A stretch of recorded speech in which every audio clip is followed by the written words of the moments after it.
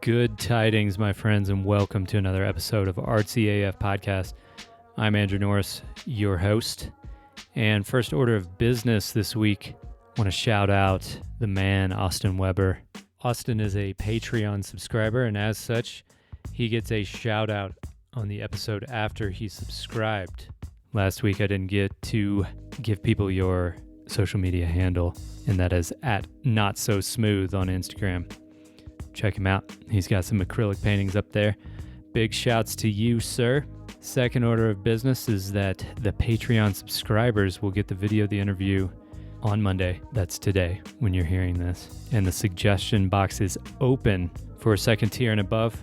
I've already reached out to the suggested artists that people have wrote in about and have booked one so far. So if you're interested in becoming a patron, please check out patreon.com/RTAF podcast.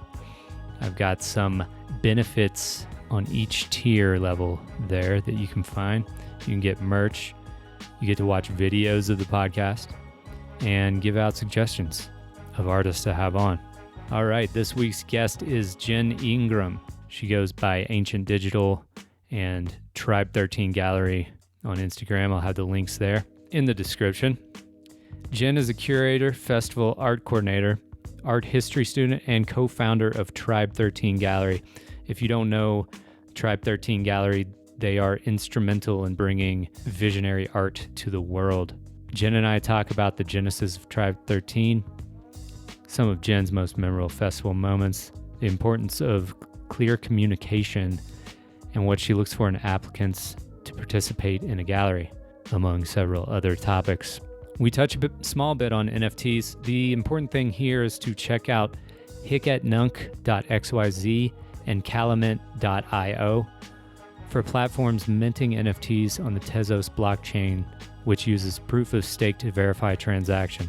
Proof of stake uses a fraction of the energy that proof of work does, more or less solving for the problem of NFT energy consumption.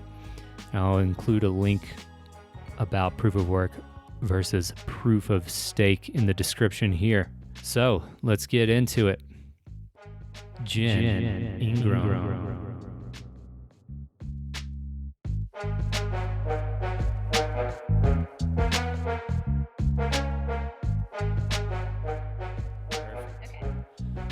So Jen, thank you for coming on RTAF. Appreciate it. Awesome. I'm super honored. Thank you so much for having me. Absolutely.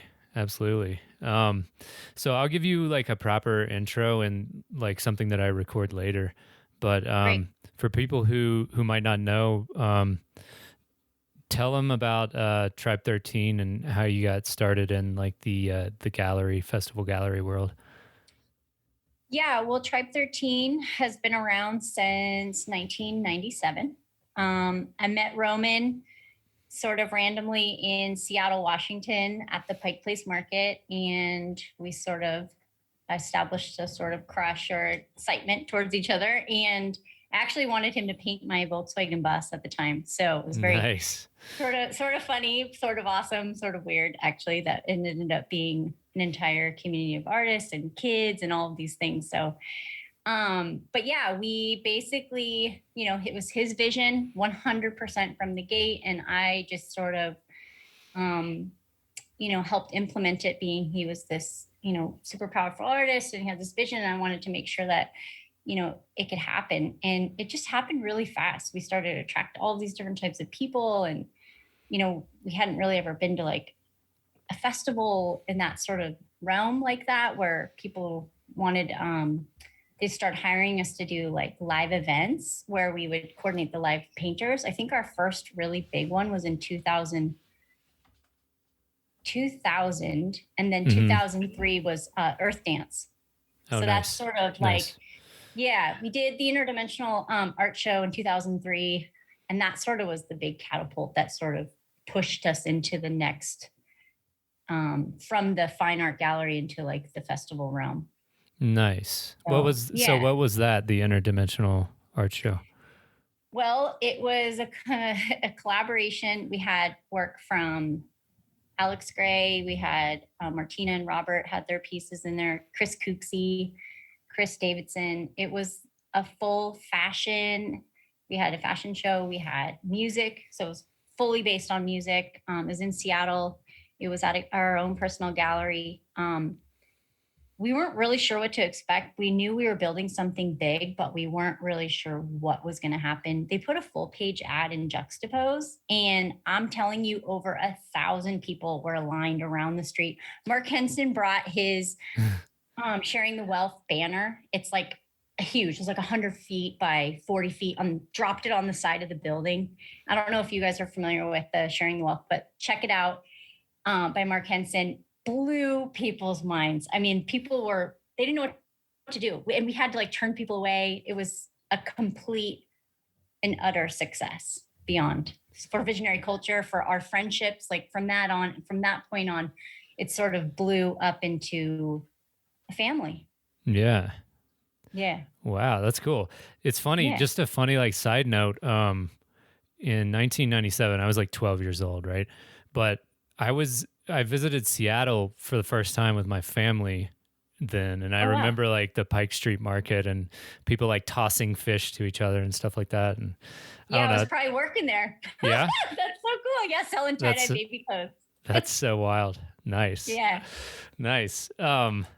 Isn't that crazy? Like how things like synchronicities or, coincidences or whatever you want to call them just kind of pop up and you don't even know until you know. And it's just weird. But anyway, so what kind of differences have you noticed between like the festival art world versus like the traditional gallery world? Well, there's a lot. Yeah. There's a lot, but there isn't on some level too, depending on, if you're speaking about right now, I would say because of the level of production that festivals are doing and putting energy into and where they're at, the expectation as the, consumer or the festival goer goes to, there sort of is like a caliber that has to be met. So yeah. I feel like, there's not that much difference. In fact, I feel like, the festival art world, depending on what the festival is, of course, is sort of like providing so much more than just the gallery experience because they have so many things. You can go to a workshop, you can fall in love, you can, get a massage. Like you can't get that at the gallery. So, you can't fall in love, but I'm just saying like it's sort of in that sort of realm. But, rewind back to 2003, something like that, 2005, where it was very fresh and new on the scene. Mm-hmm. We were sort of like an afterthought or like not really taken serious or not really even budgeted in. So it sort of has this sort of feeling like it's like we want you, but we're not really sure what to do with you. Mm-hmm. And, and I'm sure you being a live painter and dealing with festivals, it's always been me being like a coordinator and then also on the other side representing the artists. I always have really, really worked hard to try to advocate for you guys mm-hmm. and then still, hold the festival's sort of level of what they can do, try to meet in the middle. Because it's really hard, both sides. As I know your side and I know my side and I know the festival side. Yeah. So, yeah. That must be a kind of a tough position to be in. That's something that I didn't realize for the longest time. Just being a live painter was like, how tough it is to kind of be a curator and you're dealing with like the business side of the festival and they have a certain amount of money or budget for the artists. Right. But then you see all this great art that you want to bring in, but there's only so many spots that you can allow. And yeah, I just to throw this out there, I feel you too, because when I started this podcast, I was like, oh, this will be a fun little thing. And now I realize that I'm kind of like a gatekeeper or curator or something.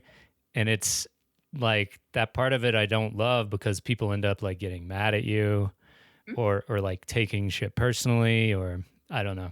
It's just. Oh yeah. You should read some of my wonderful emails of things where people don't get accepted or I'm an elitist or I'm all of these things. And I'm like, whoa. Like, back it up. You have no idea how hard it was to even get to us to this position, Yeah.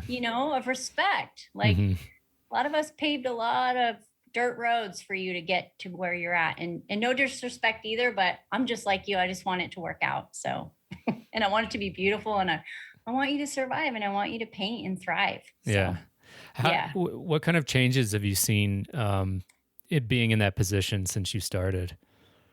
Well, I feel like a lot of artists have really leveled up and have really taken this serious. I think at first it was sort of,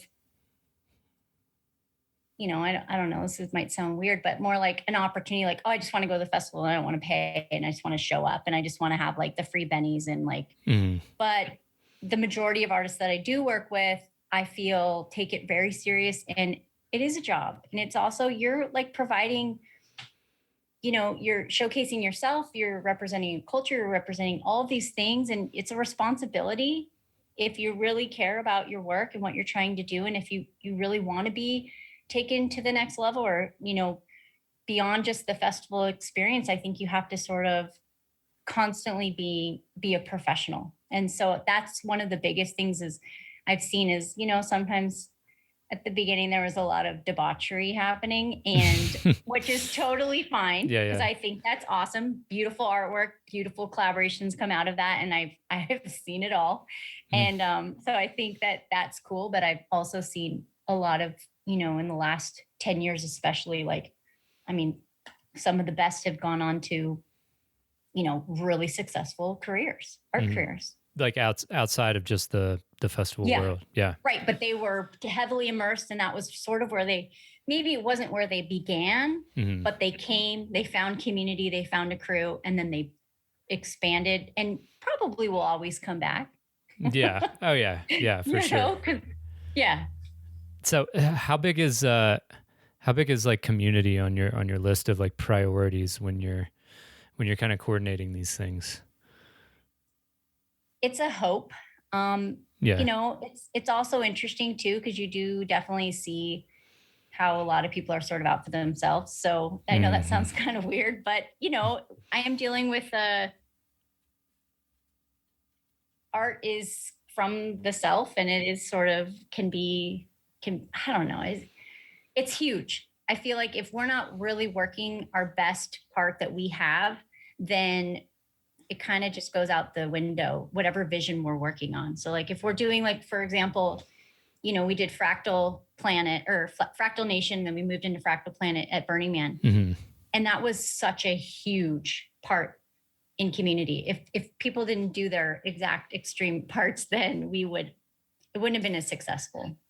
Burning Man is definitely, that's the crucible where you find out who wants to put in the work, I guess, so to speak.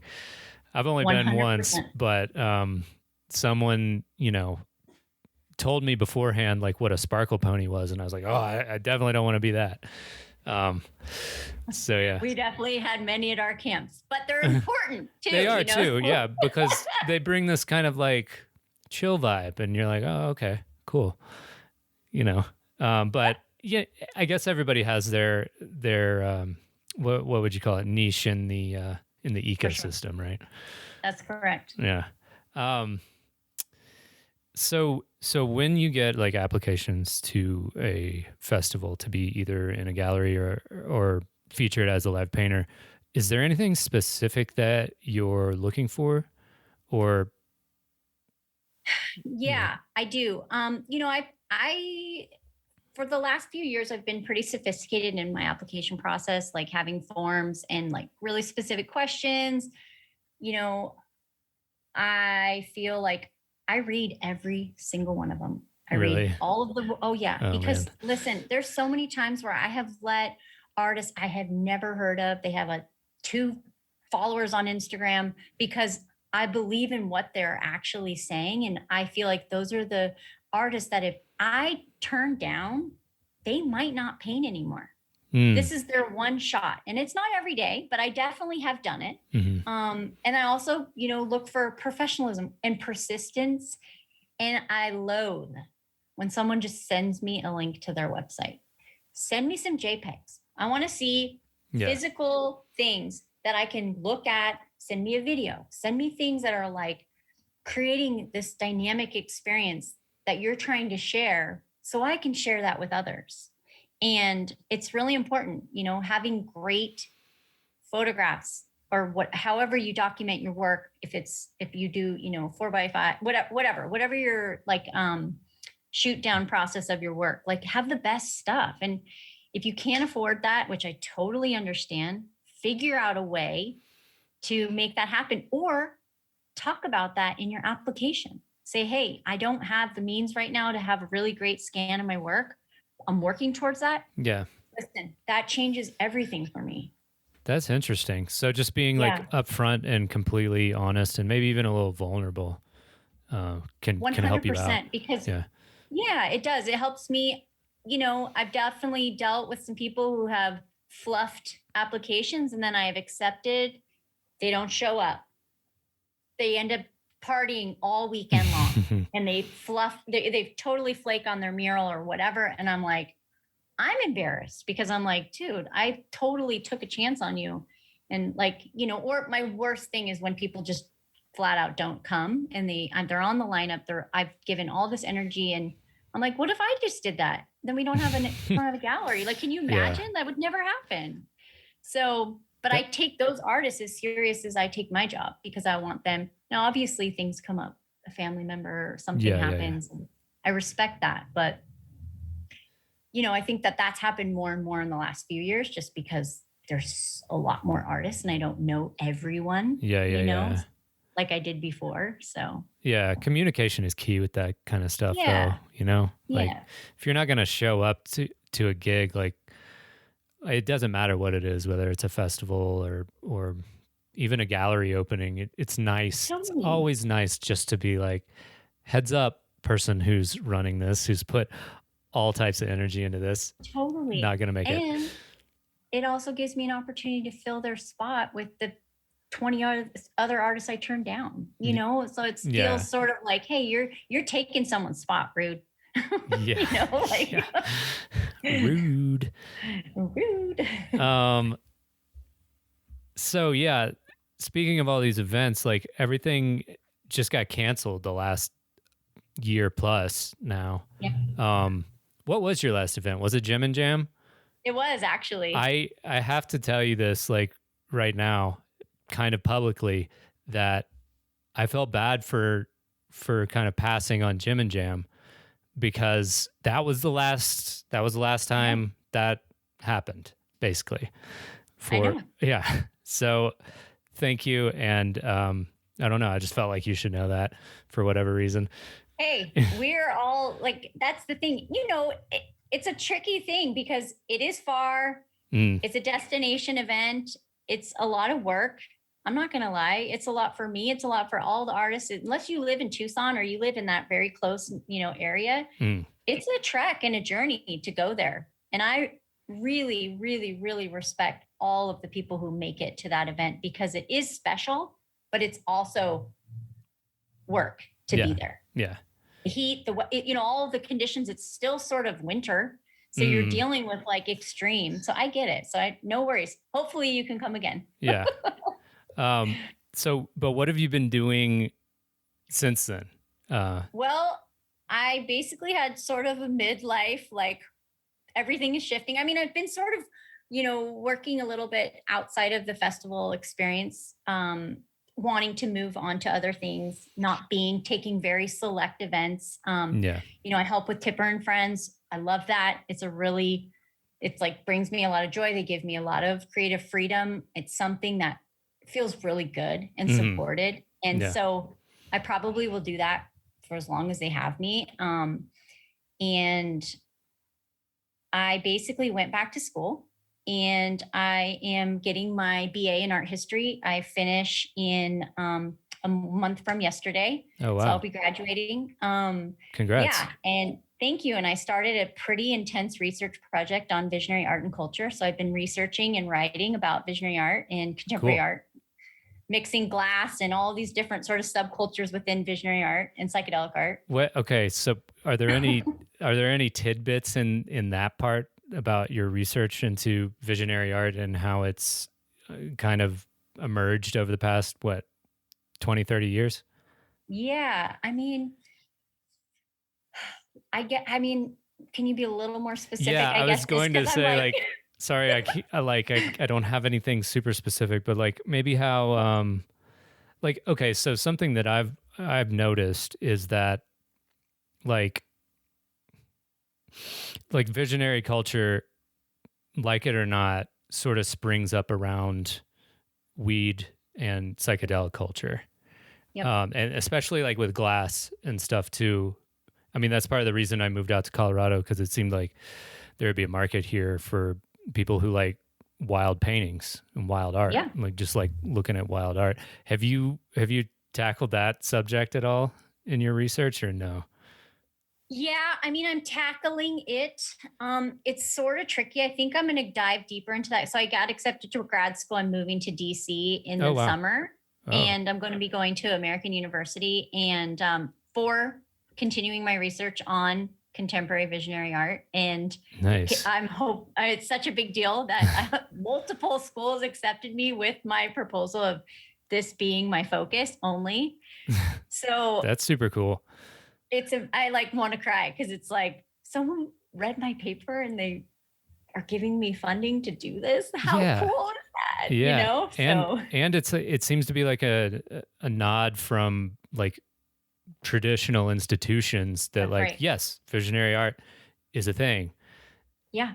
Whereas Yeah. We're like, not leaving. We're yeah, not going anywhere. right. Now, is there subgenres or different things or different parts? Maybe, the word is sort of intense for people sometimes, Hmm. or, that for myself included, Hmm. there's always sort of there's lots of levels to that. So I'm just excited to sort of open what that means and yeah, and explore that. Yeah, definitely with some of my current doctor professors, they're like, you know, we don't really want you to get caught up in like the whole psychedelic use just yet. I think it should be really focused on the art and what that's doing For because sure. but also I think it's so important. So I'm trying to figure out a really classy way to navigate both. Yeah. Yeah. So, because it's a part, it's not going anywhere, Sure. but there's also sort of a way, I don't know, because every art movement has an element of that in it. It's how it's been, Totally. communicated. Yeah. Yeah. Yeah.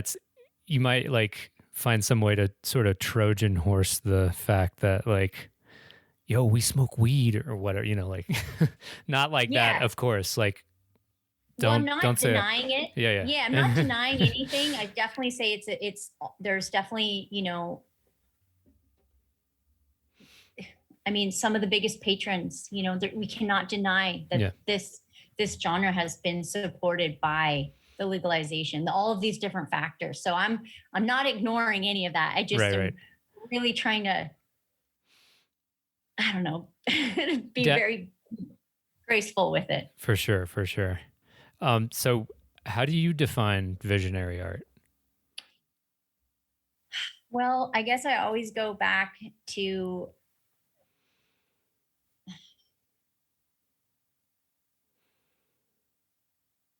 how I define it. It's a big, I'm like, I wasn't ready for that. No, it's okay. That I wasn't either. That's okay. I guess for me, it's like, I define it as, a mode for healing and communication and like really this outer source, this other world that people are really like, I don't know if they've gotten there through some sort of substance or if it's within their mind or meditation, but they're just sort of trying to convey this outer experience, but within a canvas. Mhm. And I feel like that's sort of, but I also think it's so much deeper. Like it's for me, it's this family, it's community, it's like this support. A lot of art movements are out there. I just don't really necessarily feel that sort of level of connection. For And sure. I feel like even if people aren't necessarily painting sort of the same thing, or even the same colors, or any sort of, but there's some sort of link between it. You Yeah. know, you can actually see it. It does fit. It has some stylized sort of, you know, like with the abstracts and then the very, very realism. Like I can put those in a show and it feels like it's complementary to each other. Yeah. It feels right. Yeah. Yeah. Yeah. It's kind of, to me, it seems like it's like all inclusive. Like, of course, like the people with the more refined skills tend to rise to the top, but like it's kind of like come one, come all. There's not Yep. so much judgment, especially when someone's like first starting out. And Totally. I mean, typically like you're painting to bring it back to festivals, like you're just painting in the middle of a field or in the middle of a forest while music's happening. And so Right. it's for me, especially, I'll say that like, I don't think I could have refined my skills to the level that they're at now. And I still have a long way to go. We all do, learning never stops. But Sure. I don't think I could have gotten to where I'm at without that kind of container of sort of like not too harsh criticism, I guess. Draco, for sure. Yeah. Well, that's it. Yeah. Like it was sort of like a cushion, like, okay, you're welcome. Here's a canvas. You're going to express yourself. You've got this music going. You have all your friends. You're all having like this really sweet time. You're sort of taking bits and bobs of each person's sort of style, mixing it to yourself. Just Draco, come here. Mm-hmm. My wiener dog. He is like, well, my son just left. So he's like, oh, so sorry. Hold on, grab him. Oh, it's okay. Come here, you little wiener. He'll just like whine the whole time. So if I don't just hold him, then. Nice. I'm glad he's joining us. Yeah, he is a very special part of everything that we do. Yeah. Draco, you said his name was? Yeah. Sweet. Yeah, Duke Draco Mammoth. He's like, thinks he's really big, but really he's like 6 pounds. Oh, yeah. Yeah, I've got a dog too. Luckily, she hasn't been barking or whining. Yeah, they are little people-ish. Yeah.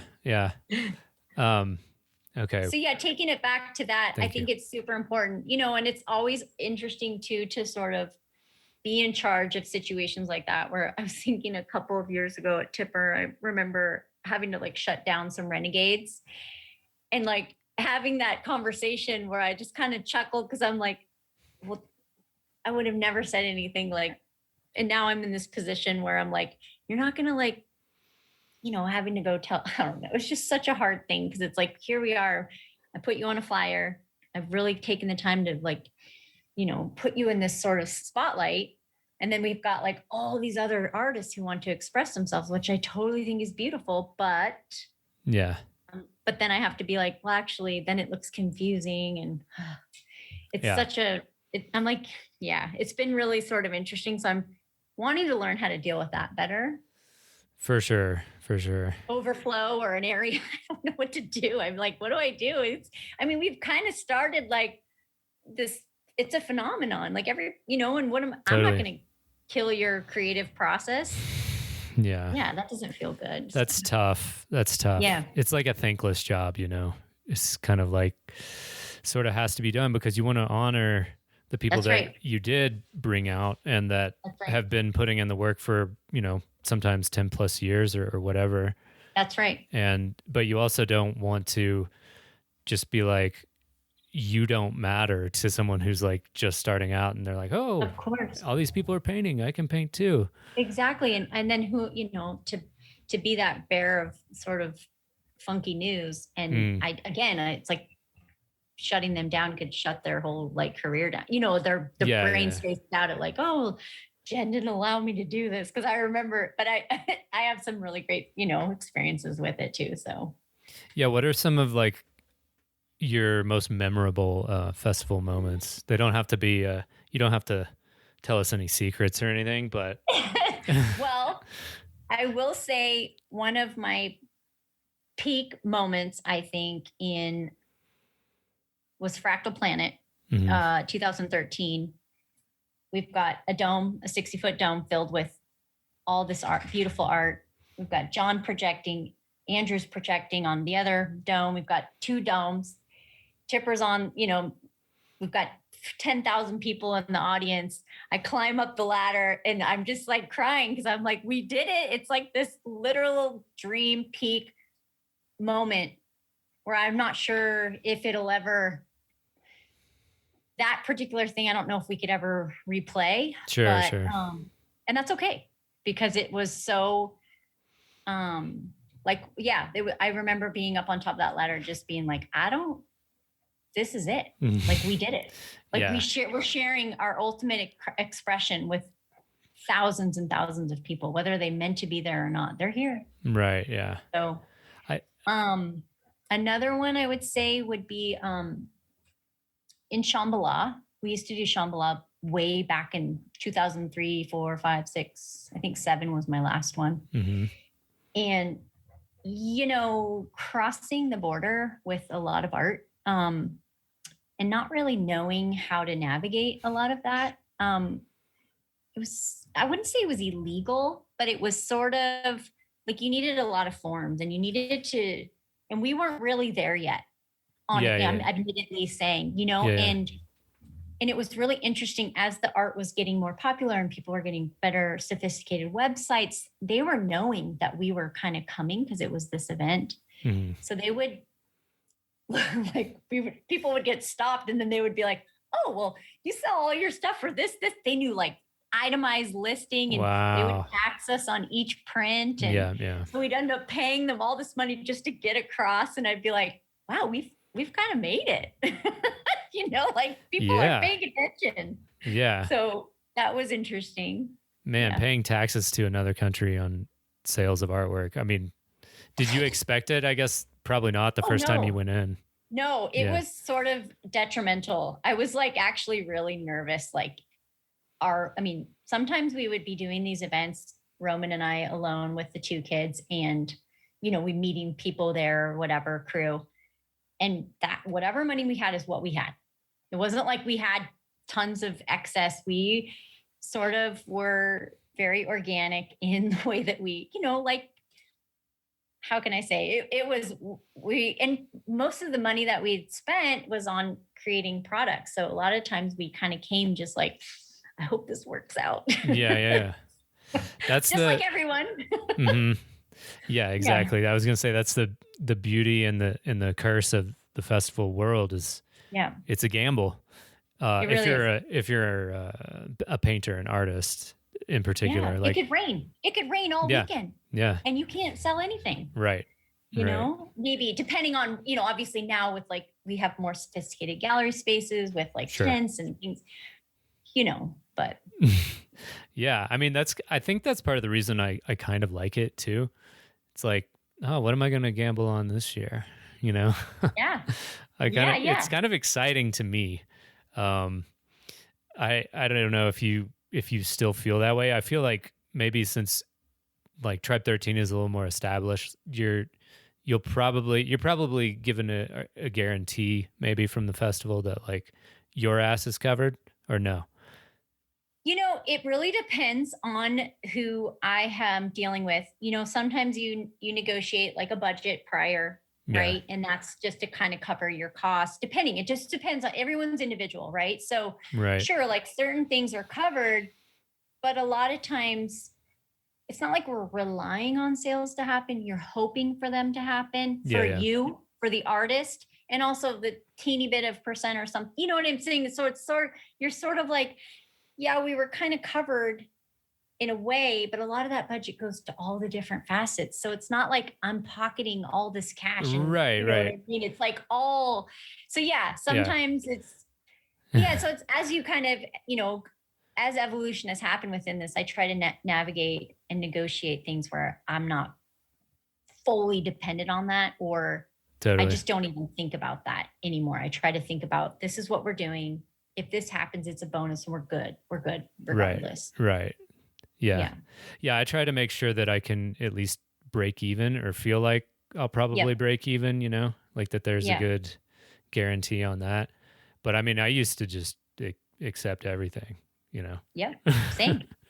All of it. And that's, I mean, that's fun when you can, I guess. But now I'm trying to be a little more choosy and a little more like realizing the power of, like, like a polite no thank you, Yeah. Sometimes you got to do that. Yeah, it's really important. And I think that's the other thing I could say to new or even established artists within like festival culture, gallery type situations is like really like mapping out like what's your dream? What are your dream events that you want to go to regardless of anything? And maybe you don't get in for 5 years, but you Mhm. keep applying and you keep being persistent and you keep building your portfolio and you keep being sort of, really adamant about it. And then, like what can you handle and what is just an absolute no? And don't let that no cross into your yes. Like a lot of Yeah. times people will be like, well, oh, everyone's going. And you're like, I know this. I did this before.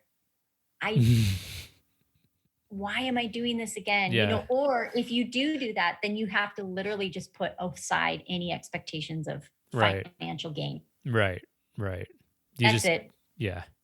Yeah. That's a good, it's a good advice in general, just to kind of like not lower your expectations, but maybe don't even think, if you're making that decision, just realize like, okay, I've made the decision and now Yep. I am going to expect the best, prepare for the worst, and let's go. Let's have a good time. Yeah, and a lot of festivals too. I think a lot of people don't know this, but obviously with COVID and everything's strange, but most things you want to start to apply for or reach out to January before March, like January, Yeah, March. yeah, I'm sure you know this, but a lot for of people sure. don't. They're like, oh, just slide in. You write to me like a week before the event. I'm like, You're like, dude. wow. But what's funny too, and in defense of that, I have definitely had some artists, random artists that I'm like, your work's killer. We can find a spot for you. So Yeah. sometimes I'm like, it's how you approach it. Mm-hmm. If you're like, hey, you guys are missing out if you don't have me, I'm probably going to be like, okay, Oh, are whatever. we? But also if you approach it like, hey, I know it's super last minute. I'm really sorry. I would love to attend. How can I make this happen? And that's again, like just being really clear in your communication and Mm-hmm. sort of ego down and being like, hey, I really need this. Yeah, Okay. yeah. I can make it work. Do you think that this is just something I just thought about, but do you think that like communicating via the internet, via text, is people kind of forget the like rules of like social like engagement sometimes, and they're just like because I'm assuming that no one would ever like come up to you in person and be like, yo, you're missing out if you don't bring me to your festival, but then like via email, Yes. I don't know. Both sides. I get it Yeah, both. Oh, yeah. for sure.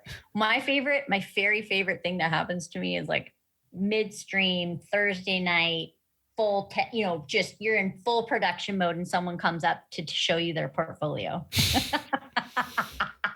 I'm like, wow, you are really tapped out. Like, Yeah, to or have you that don't, confidence is just I love it. But I yeah. also am like, buddy, like, wow, Yeah. or like you're just so missing, like, and then I'm like, you just don't know who I am, and that's cool too. Yeah, But I yeah. just mean like you don't know the position that I'm in, and that I'm speaking from every curator, For and sure. like trying to include like we're busy people, and especially this event is really counting on us to do a good job. Right. And it And like the timing of it. If you see people carrying literal walls around, yeah, like yeah. maybe wait a couple hours till they're done to approach someone. Yeah, it's I my absolute favorite. Like I almost want to wear a T-shirt on those days that just says, "You want to show me your portfolio? Right now is not the time. or just now's not a good time. Now it's not a good time." Yeah, I hope this is helping someone. Like for us, it's I just hope kind of so. it's We're cracking fun. up, but I think Yeah, it's important, for And sure. also too, another thing I always want to say too is like to artists, like spend the time, frame your work. I think that's like one of the biggest things that I've had to deal with, sort of, or like if you can't frame it, then figure out a way to really, have it hang ready. Yeah. So it's really, just these are so simple, but it's Hmm. such a huge thing that I feel like, and that's where I feel like, there is sort of this separation between like art school and festival land. Like, Yeah. in academia, there is a bit of like this sort of push for professionalism in marketing and getting your work ready, right? So, and that's where I'm actually working on some future things about some of the aspects of like how to get ready for either the gallery or the festival, like how, I can help artists like really sort of get more solid up their level, I guess. Yeah. Yeah. Be more, because I mean, I'm still learning. I am not a professional in any way, and I'm still constantly learning as well. But there's just a few things that I've learned along the way that I've seen help different people's careers. So absolutely. Yeah. Yeah. yeah. And I mean, that's something I think I could work on too. Just professionalism. Yeah, that's a tough one though. I think if you've been, I did, like for me, I went to college, but I didn't go for art. And then I Okay. just kind of popped in and was like, all right, I'm a painter now, and Yeah. luckily enough, like I said before, like I had an environment that was supportive enough, yet like I was seeing like honest feedback in terms of like sales and stuff, right? Right. Like things For you weren't, to keep pursuing what you're doing. You were like, oh, this is working. yeah, I should keep doing this. Yeah. right. But there are little things like you were saying, like just having your painting ready to be hung with the the eye screws in the back, and don't assume that anyone's going to do it for you. Paint the sides of your painting if you're not going to have it framed. That's right. And like you were saying, like some people can't maybe afford to have their painting framed or don't know how. But that's where we have to communicate. And that's where I want to do more things like host free workshops. Like, hey, okay, these are your resources. Because limitations are great. Like with limitations, that's when that's the real nectar and the real creativity comes out. Totally. Because anybody can go to get a frame, but if you know what I'm saying, like if you have money, it's like whatever, you just buy it, here it is. But like when you really have to figure out the process, or like stretching your own canvas, like I mean there's a lot of artists out there who don't know how to do that. And so I feel like it's super, I want to be able to share certain things like that just because I've learned. Luckily Mark Henson showed me. I mean, we go over it all the time. He lives like 15 minutes from here, and so we spend a lot of time together. And awesome. He's amazing. And so I'm always like, Mark, we just got to help these younger artists because they just some of them didn't have the opportunity to learn these skills. They just dove right into painting. Totally fine. Yeah. Totally respectable. Yeah. But we have other things to sort of match the skill level. We do have to take some time to learn those skills. Yeah. Yeah. Well, it's just like anything else, the more you are practiced at it, you'll get better and it'll feel more natural, and you'll get into a flow. So, but yeah, so do you plan on having workshops like that when festivals fire back up, or? Yeah, I mean, I want to figure out a way to integrate it. If it's not necessarily me, but creating a team, it would be really awesome to have a few different artists volunteer so we could actually kind of come together, create like some sort of, itinerary of what we want to offer, because then other artists can just sort of like, I just feel like if enough people take 20 minutes out of their day or something during that, and it could be pre-recorded, it could be at the event itself. I just think that people are really interested in that part. And a lot of times people are embarrassed and they don't want to tell you they don't know how to do that, because it's sort of is like, it could like define your creativity. I don't know. Because I've seen it, where artists are like, I don't know how to put eyelets in my painting. Like, where do I put, they'll do it for me and it's totally wrong. And then I'm like, and then I'm thinking, they just don't know. I need to help them, like give a little lesson, but not, offend them, but just give them the, so I feel like how to do that without, I don't know. I want to think about, I want to figure out a way that we can do something like that. Those eyelets are hard. I know. Sometimes, like I still have trouble with it. If you're trying to like just use your hand to twist it in there, it's like doesn't exactly work. Well, you need a thumbtack, like a Leatherman. Leatherman is really good. Yeah. Also, I've sort of started to stray a bit away of those, and I use these really cool ones that you can just drill right in. And I bought, so I'm just sort of at this point, I'm like, whatever's easiest on my wrist. Totally. I It's feel like that. wears you down, you know? Yeah, I had to stretch like 7 canvas prints, all like ranging from like small, medium to very large. A Yeah. couple, like maybe a month ago or something. And by the end of the day, my hand was just like shot. You Oh, know, yeah. it's like, People don't realize you're like manual laboring these like, and yeah, stretching and you're just like tight. It's yeah, you get blisters.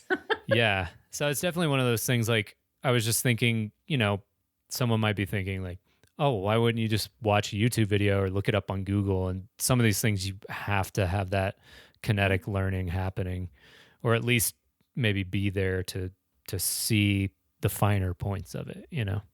Yeah, I mean, definitely YouTube and things like that are helpful, but I think, like one of the biggest things I think I took from Mark was like using the light to match, the frame with the actual print. I never knew that. I never even thought to do that. I just thought you just lay it down, you match, you go around, but he was like using the light looking through it and Yep. matching the corners. And I was like, genius. And it's that sort of thing. If we're in a room with people, that's like it's Yeah. an instant sort of thing. It's I guess we could say it on YouTube, but it's so much like, it Yeah. just feels like it will connect. Like you said, it's sort of like, oh, okay, that makes sense. For sure. And I think we're all ready to get back to in-person stuff too. Big time. Yeah. Big time. So have you been, I can't not bring this up. Have you been following NFTs lately? Yeah. Yes. What's kind of like your overall take on that? Well, I personally think NFTs are awesome for authenticity, for tracking, as for a person who's obsessed with where the painting after it's been purchased goes. It's such a huge part of who I am. I love knowing value. I like knowing like the growth or the sales or the multiple sales or the secondary market or however that part I'm so fascinated with. So this is something that I see it being, as we evolve from it, not just being in the internet, like sort of like not an NFT, but actually integrating that within the physical canvas or physical properties. I feel like that's going to be a huge thing. I want to see it be more eco. That part is sort of for sure hard for me. Yeah. But I know, I speak with Annie all the time and she's constantly researching. We're trying to learn more about like different things. Do I not want to do it because of that? I'm still probably will engage in it. For sure. And I am helping some certain things happen, but yeah. Does that make sense what I'm saying? Yeah, absolutely. Yeah, okay. I just wanted I wanted to say there are a couple platforms that use Tezos now. Have you heard of these? Yeah. So Tezos is already on the proof of stake blockchain, which kind of cuts the energy consumption by like, into like 1,000th of a percent of what it was, Yeah. So they're called Hicat Nunk, and I'll link these in the description. Perfect. And Calumet.io. And Calumet actually just did something with Pangea Seed recently. Because Pangea Seed, I think, was going to do it on Maker's Place or Foundation or something. But then they were like, wait a second, we're Pangea Seed. Like Totally. it's one of the largest, climate stewarding charities. I don't know how to say it, but I hear you. they're basically involved in, like helping the earth survive all us humans. And so they sort of realized the environmental impact, and they switched over to Calumet, which is run on the Tezos blockchain. So I just want to throw that out there as like a informational thing for you and anyone who might be listening. Yeah, I mean, that's sort of has always been, just because here I am like this visionary curator and we're all about healing the planet and the earth. And like, Sure. I'm like so weird about products and all of these things. And then here we're just like, yeah, let's do some NFTs and just like totally erase everything we're talking about. No, just kidding. But it feels sort of, that's why I just want more information. Yeah. And thank you for sharing that. I really appreciate it. Yeah, of course. Yeah. And I think I understand, and I know I've said this, I repeat myself all the time on here, but I know, I really understand why artists would just get into an NFT and kind of be like, yo, that's not on me. So I just wanted to repeat that I don't ever blame an artist for trying to Absolutely not. to make It's their one thing. more way to get your art out there and be received, and it take control. And like that part, Yeah. that's the other thing. I'm like, I'm way about it. Yeah. I just wish, but I feel like that's like anything, right? Like anything amazing, there's going to be a little sort of, drawback to it. And so I think it's awesome. And I'm really impressed. And I've been watching all of the different ebbs and flows For the sure. last, so Yeah. Do you get on Clubhouse very much? all the time. Oh, Yeah. Okay. Yeah. I sort of took like a couple week break. I just would never get anything done when I was on there. Yeah. That's the only part.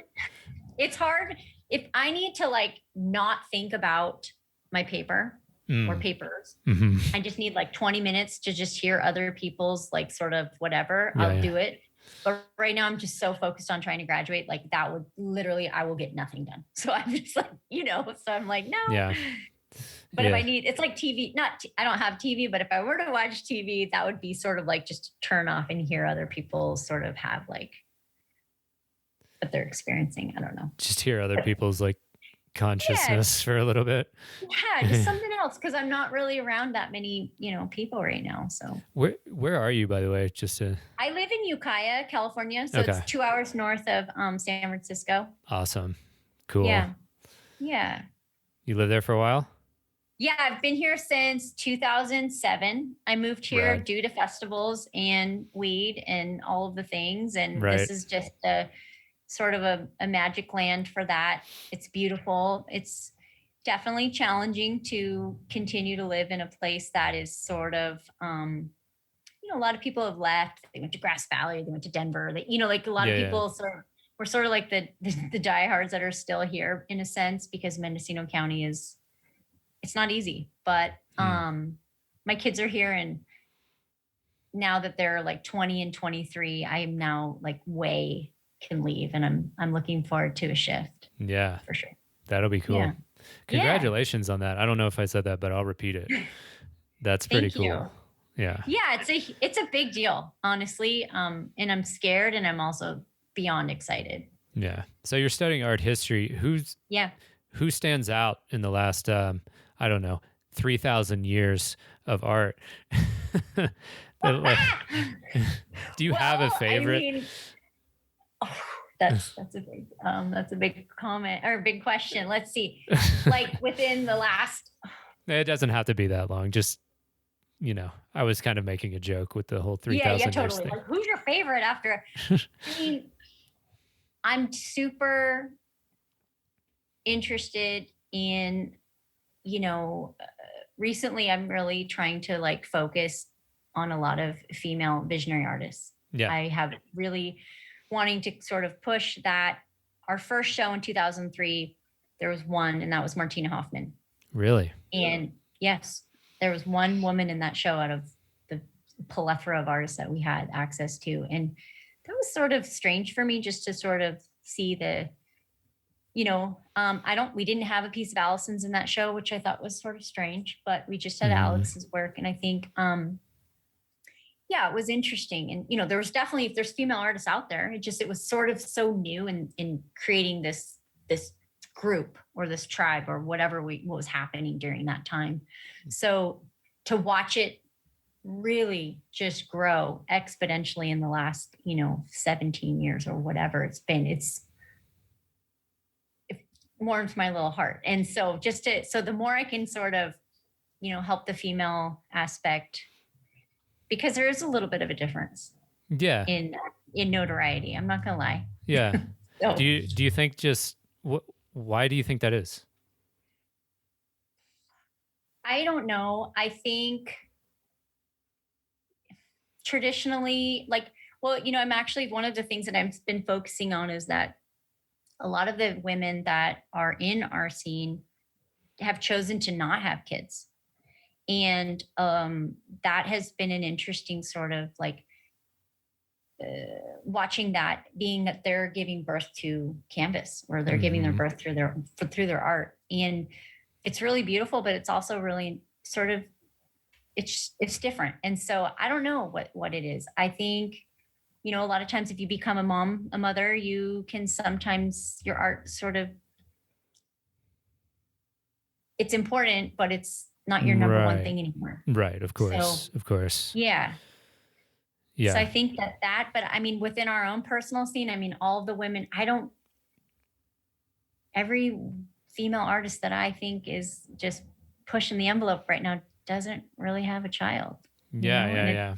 it's sort of Totally. interesting, and being a person who had two children and did all these things and sort of schlepped them around the world, literally, Yeah. I always was kind of like, well, yes, I'm a little nuts. I know that. But also sort of like, wow, watching them like just paint and go to sleep and then do it again, and here I am like, okay, trying to feed them, hang the gallery, pay people out. I was like, this is crazy. But, it's just everyone has their position. For sure. For sure. Um, so what are some future projects or dream goals that you have in mind, maybe after you're finished with your school?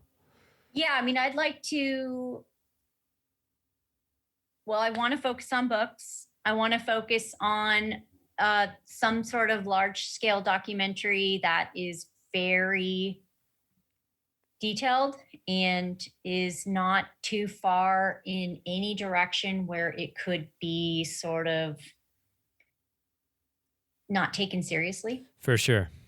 Yeah. And I want to do huge, large scale international shows through museums. I want to take a traveling show, and I want to take like a historical aspect and have a timeline and just super pro and really sort of, I mean, visionary art goes back to cave paintings, but like Sure. Sure. within like contemporary visionary art, I would like to really kind of hone in on that part of it, That's really awesome. sort of, yeah, and sort of really, and then integrating with all the technological advances. That is like, the dream, just Yeah. having motion and video and Android and all these different things that music and all the things we've been, doing for so long, but now we're at the level where we can really explode and share with the world, For sure. but in a sort of an institutional setting.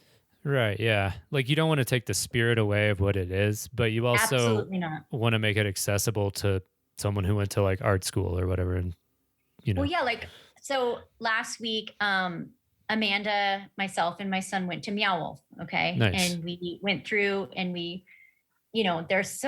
whole time I'm just like, I cried 3 times because I'm like, man, watching the different people being in these different installations and knowing all of the artists and knowing the Yeah. music and knowing like that this happened and is happening and there's more to it. But the fact that we're going to share with some random family from wherever, Kansas, and they come to Vegas and they go Yeah. to, it's like, wow, we made it. Like that is a peak life experience. And For I'm sure. sure it'll always grow and get better, but that's what we have right now on that level. And that was it was a huge deal. Yeah. I feel like Meow Wolf is visionary art without explicitly being like, yo, we're visionary art, Yeah.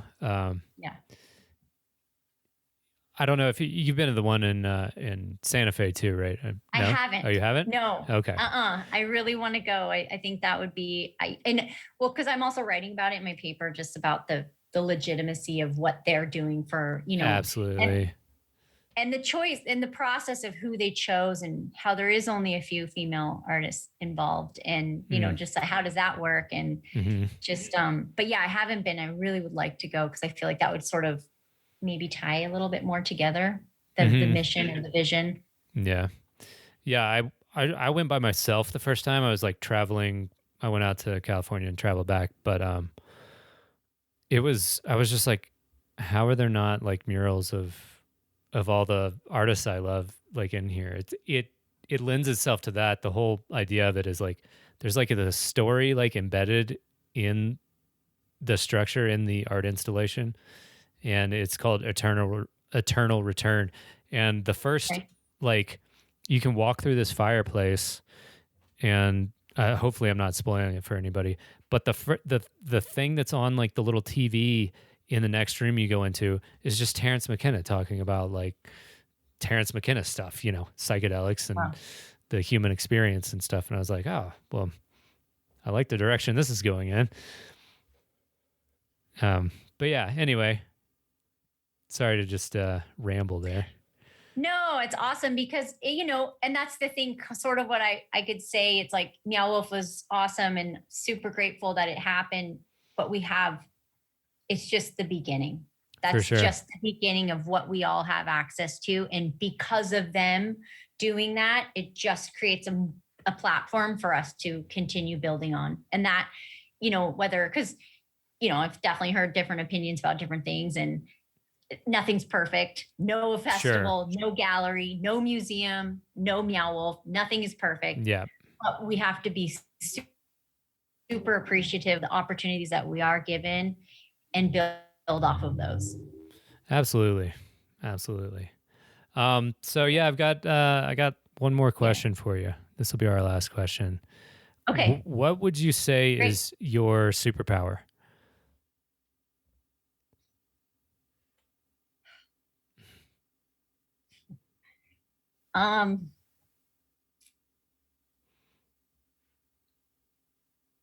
I guess seeing the macro and really, well, and definitely networking has helped, you know, just like really sort of Legoing life. Like I see your art, I see it over here, I see this person, I see this buying it, and it all just sort of comes together.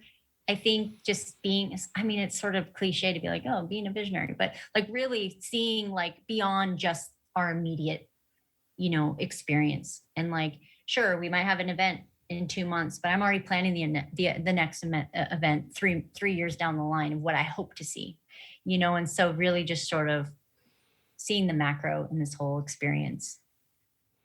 And yeah, I don't know.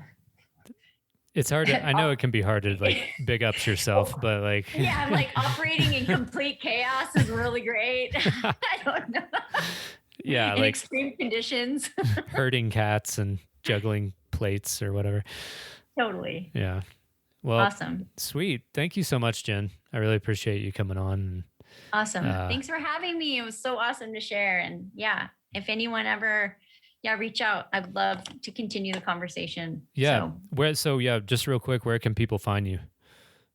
You can find me on Instagram under Ancient Digital or Tribe 13 Gallery. You can find me on good old Facebook. You can under Tribe 13 Gallery. You can find me on, I guess, tribe13.com. Yeah. All of those things are available. Cool. Awesome. Sweet. I will link all those in the description as well. And awesome. Thanks everyone for listening. And thank you, Jen. Hopefully we'll talk soon. Okay, awesome. Thank you so much.